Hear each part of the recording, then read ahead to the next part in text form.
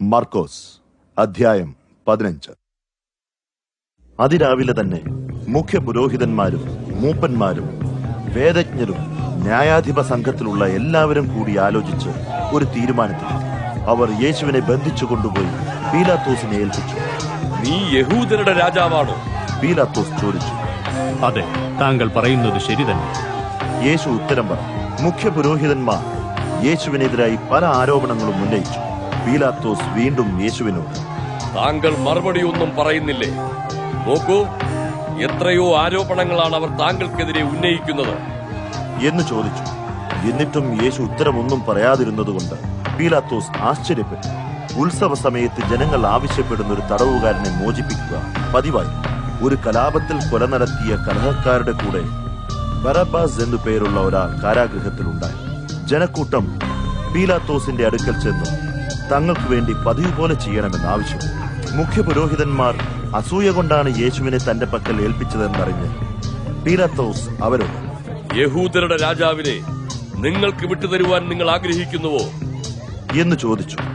എന്നാൽ ബറബ്ബാസിനെ വിട്ടുതരണമെന്ന് പീലാത്തോസിനോട് ആവശ്യപ്പെടുവാൻ മുഖ്യ പുരോഹിതന്മാർ ജനക്കൂട്ടത്തെ പ്രേരിപ്പിച്ചു. എങ്കിൽ യഹൂദരുടെ രാജാവ് എന്ന് നിങ്ങൾ വിളിക്കുന്ന ഇയാളെ ഞാൻ എന്ത് ചെയ്യണം എന്ന് പീലാത്തോസ് ചോദിച്ചു. എന്നവർ ഉച്ചത്തിൽ അട്ടഹസിച്ചു. എന്തിന്? അയാൾ എന്ത് കുറ്റമാണ് ചെയ്തത്? പീലാത്തോസ് ചോദിച്ചു. എന്നവർ അത്യുച്ചത്തിൽ കൂകി വിളിച്ചു. ജനക്കൂട്ടത്തെ തൃപ്തിപ്പെടുത്തുവാൻ ആഗ്രഹിച്ചുകൊണ്ട് പീലാത്തോസ് ബറബ്ബാസിനെ അവർക്ക് വേണ്ടി മോചിപ്പിച്ചു. അയാൾ യേശുവിനെ ചാട്ടവാറുകൊണ്ട് അടിപ്പിച്ച ശേഷം ക്രൂശിക്കുവാൻ ഏൽപ്പിച്ചു. പടയാളികൾ യേശുവിനെ കൊട്ടാരത്തിനുള്ളിൽ ദേശാധിപതിയുടെ ആസ്ഥാനമുള്ള മണ്ഡപത്തിലേക്ക് കൊണ്ടുപോയി. അവർ പട്ടാളത്തെ മുഴുവൻ വിളിച്ചുകൂട്ടി. അവർ അദ്ദേഹത്തെ ഒരു ചുവന്ന അങ്കി ധരിപ്പിച്ചു. അതിനുശേഷം മുള്ളുകൾ കൊണ്ടൊരു കിരീടം മെടങ്ങി അദ്ദേഹത്തിന്റെ തലയിൽ വെച്ചു. പിന്നീട്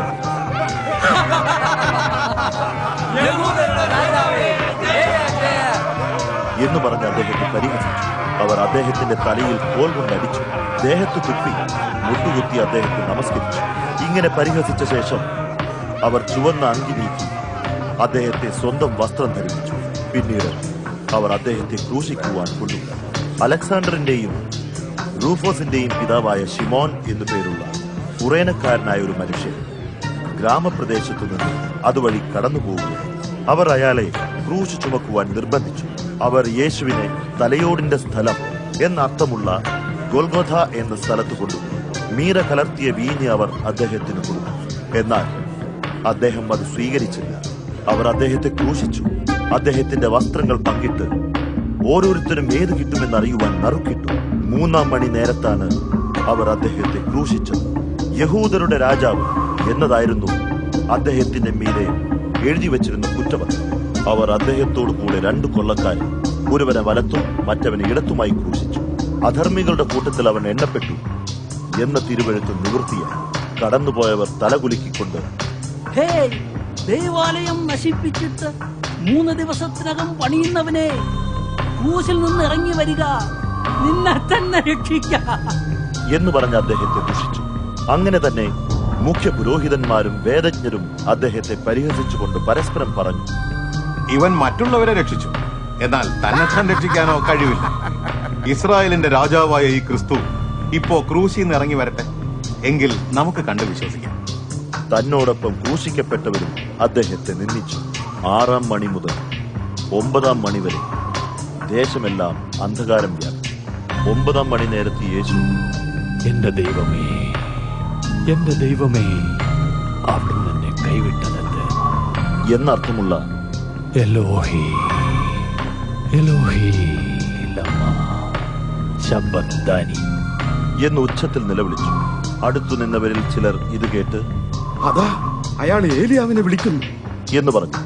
ഒരുത്തൻ ഓടിച്ചെന്ന് ഒരു സ്പോങ്ങിൽ പുളിച്ച വീഞ്ഞു നിറച്ച് ഒരു ഞാങ്ങണ തണ്ടിന്മേൽ വച്ച് യേശുവിന് കുടിക്കാൻ കൊടുത്തുകൊണ്ട്, നിൽക്കൂ, ഏലിയാവ് അയാളെ താഴെ ഇറക്കാൻ വരുമോ എന്ന് നമുക്ക് നോക്കാം എന്ന് പറഞ്ഞു. യേശു ഉച്ചത്തിൽ നിലവിളിച്ച് പ്രാണൻ വിളിച്ചു.